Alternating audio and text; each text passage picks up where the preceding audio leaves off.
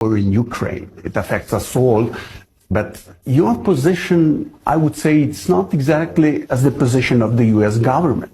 My position is this war could end soon, even right away, on the basis of reasonable negotiations. The American position is no, the only way this war can end is to defeat Putin. To my mind, that is both wrong and completely unrealistic. President Biden says we are going to win 100%. How do you defeat a country with 1,600 nuclear weapons? I don't think the U.S. government has thought this out at all. And I would say the same thing is true of the European Union. They talk about defeating Russia. Professor, 1/3, maybe a little less, of Ukraine territory is occupied by Russia.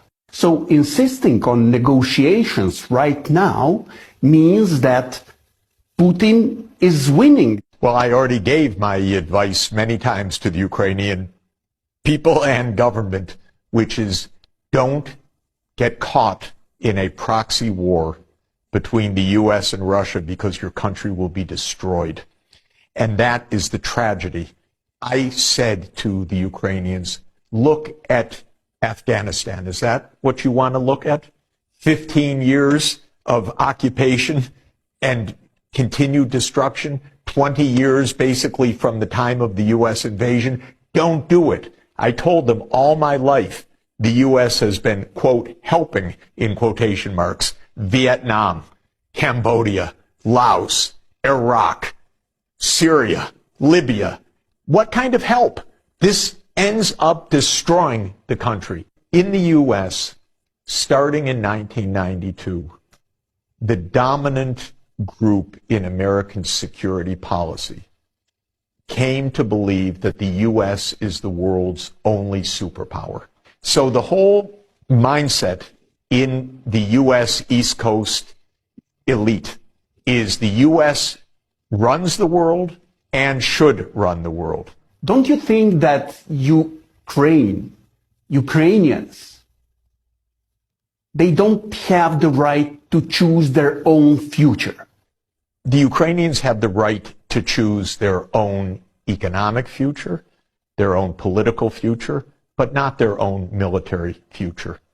Because choosing their own military future, for example, Ukraine saying, our future is that the U.S. has military bases in Ukraine, is not a choice that Ukraine can make by itself. That's a threat to Russia. I would advise strongly the Mexican government, for example, do not make a military alliance with China. That's not your choice. That would be a threat.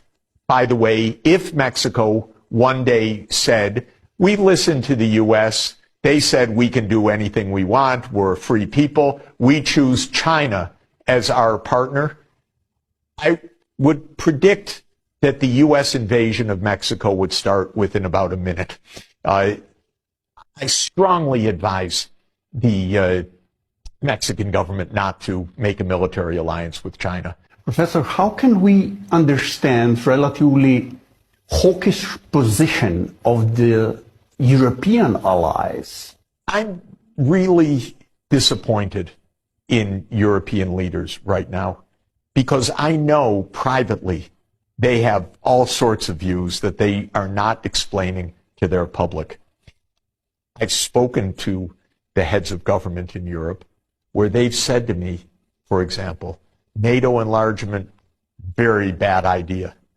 In fact, Scholz went to Russia in February 2022 and said to Putin, as long as I'm chancellor, NATO's not expanding. And Putin looked at him and said, yeah, how long are you going to be chancellor? I need the United States as my counterpart, not you. And he told the truth. This is a U.S. alliance. It's not a German alliance. And the U.S. is absolutely on the hardline side. The real mindset now of the U.S. leadership is we have two enemies that threaten our unipolar world. One is minor. That's Russia. We'll weaken them. We'll have the war for a while. We'll wear them down. But that's That's a second-rate regional power. They forget about 1,600 nuclear weapons. They forget about 11 time zones. They forget about some of the largest resource deposits in the world. They forget about the talents of the Russian people. All of that. No, Russia, but we'll weaken them. We'll weaken them. The one that's terrifying them is China. They don't quite know what to do. So right now, one of the arguments is we need to be tough in Ukraine to show China we mean business. If we back down now, what's China going to do over Taiwan? Honestly, Ukraine isn't even the center of attention. Ukraine thinks, oh, this is a war about us. No. First, it's a war to weaken Russia, in which Ukraine is stuck, losing hundreds of thousands of people and cities, and it's horrible. But it's not even about Ukraine in the twisted mindset of some of these elites. It's about China.